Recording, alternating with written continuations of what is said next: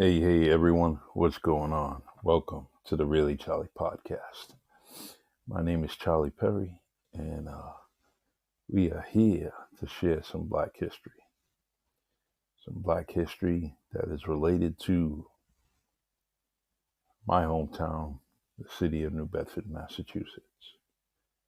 And every day of this month, I will bring up some history, related to New Bedford or a resident of New Bedford that just share their story. You know, Black history is not just in the month of February. It should be every day. Every day you should share some history with friends, family, even to a stranger. You know, you may be sitting somewhere at a bus stop, maybe in a waiting room of an office, doctor's office or something. Just share a conversation with someone on a subway, anywhere, and just share that history, um, which may lead to other discussions. Hopefully, it's all positive discussions, but definitely you just let it be an icebreaker. All right, today's subject is Martha Briggs. So, educator, um, and she resided in the city, but I'll get into that. But members, family, friends uh,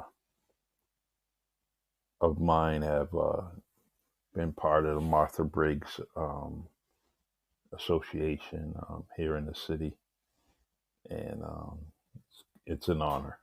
Especially my great aunt, she really took a lot of pride, or had a lot of pride, just being part of that association. Um, so it is an honor for me today to speak about this wonderful, wonderful woman and all that she has done for the history of this country. All right. Martha Briggs, university faculty member and public school administrator. Martha Briggs is noteworthy for her service in the preparation of school teachers in the nation's capital.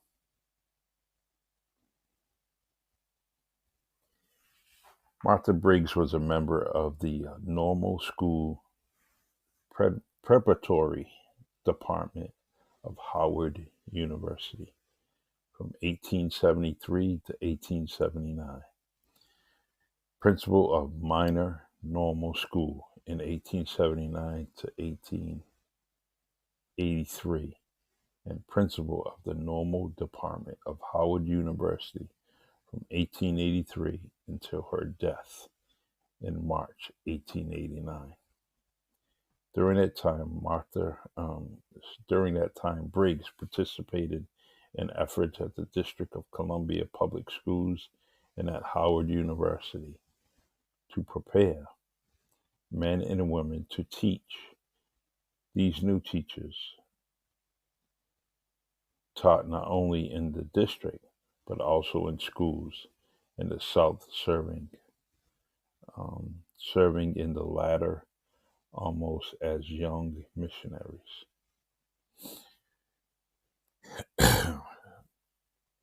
Martha Briggs was born of John and Fanny Bassett Briggs in New Bedford, Massachusetts.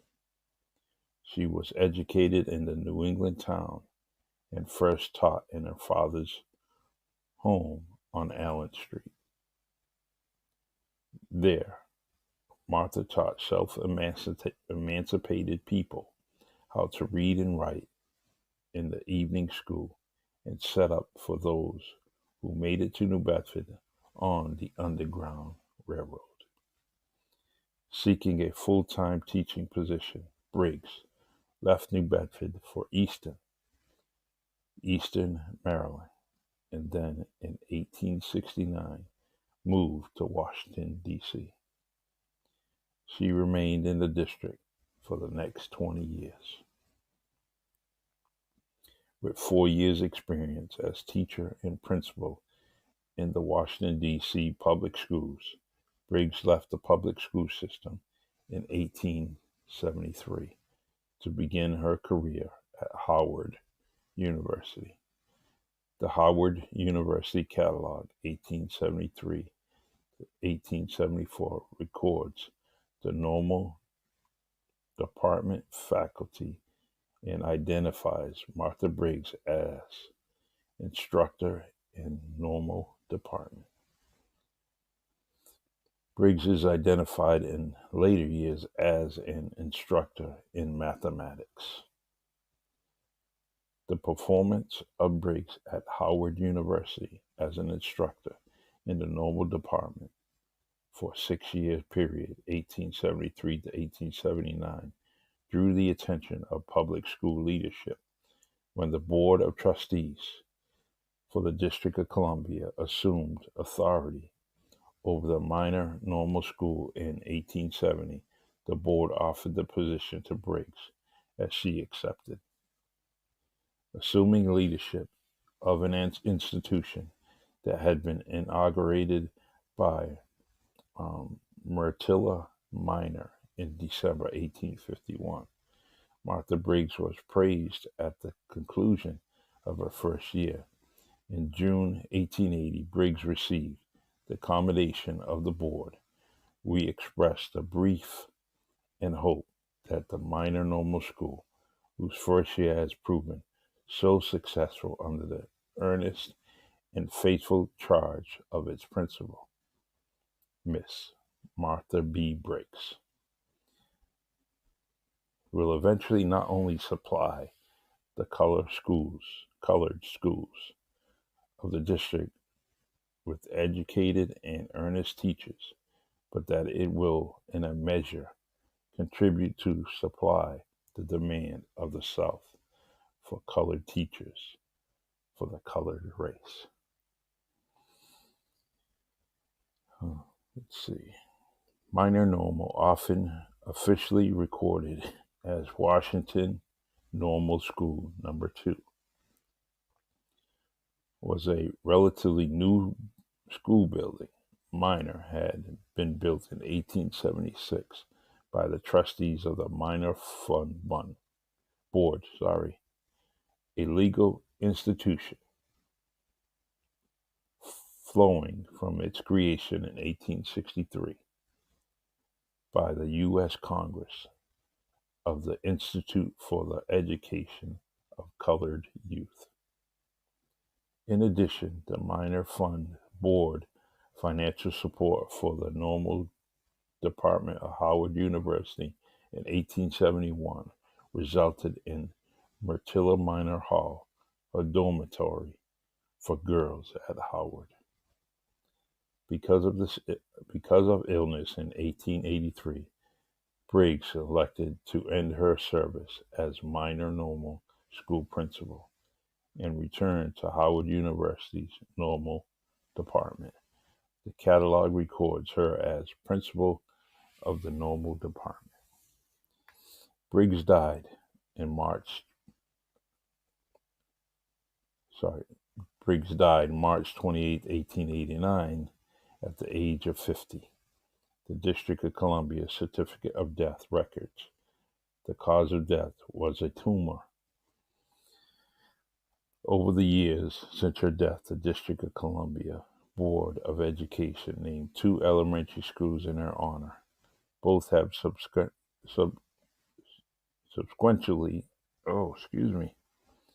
been demolished. However, Briggs' contributions to the preparation of teachers have been more permanently enshrined in the history of minor normal school. By an act of Congress in 1930, it became Minor Teachers College, housed in a Gregorian structure still standing at 2565 Georgia Avenue Northwest. This building served minor normal school from 1913 to 1929, and the District of Columbia's Teachers College, 1955 to 1977.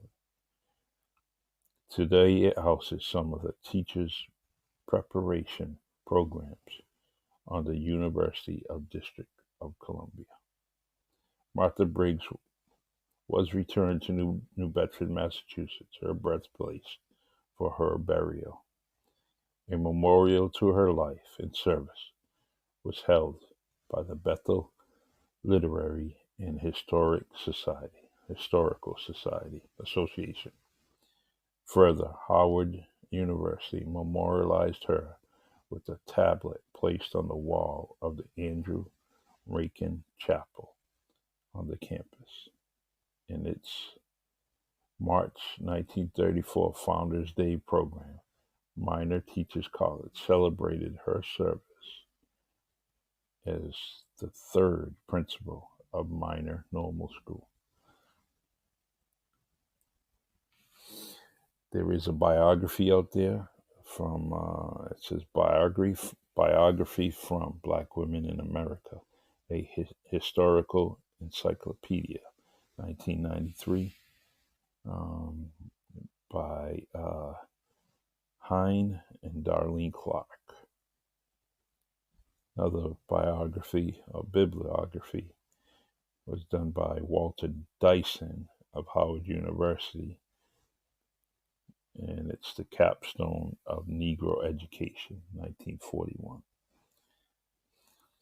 Amazing thing, this is, that she had done all of this at a very young age, and the time and the era that she'd done this is simply amazing.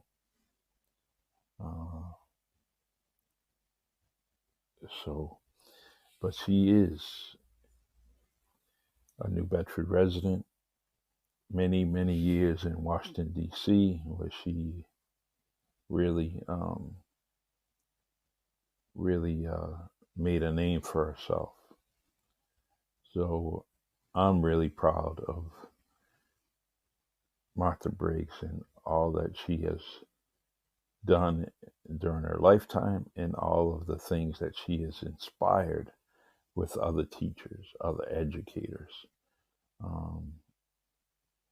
And her association is very, very strong in this city, and they do many, many things as far as education. So, but all right, that's me. That's my story of the day.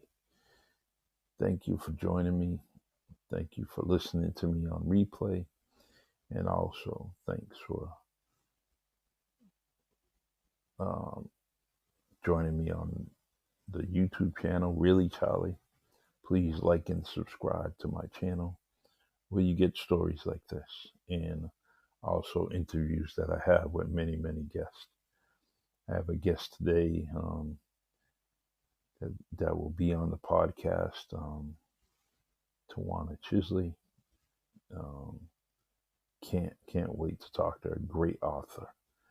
She is doing many things, and she wrote a series of stories or books, and she's gonna perhaps put it into a movie. So I can't wait for that. But we will be on later with her and her story.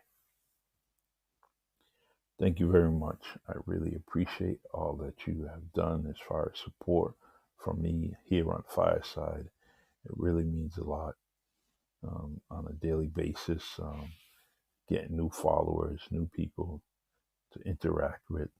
The one thing I do like about Fireside is that it gives me an opportunity to see you and your craft, you and your amazing creativity, and you starting fires here on Fireside with all your content. It's just amazing. I really truly love being on here. I take my time and listen to a lot of different shows here, and definitely replaced my TV time. I prefer to be here listening to your content and compared to putting on the TV and this listening to something I may have seen on news that I've already heard. So Fireside is something new and very, very interesting to me. All right.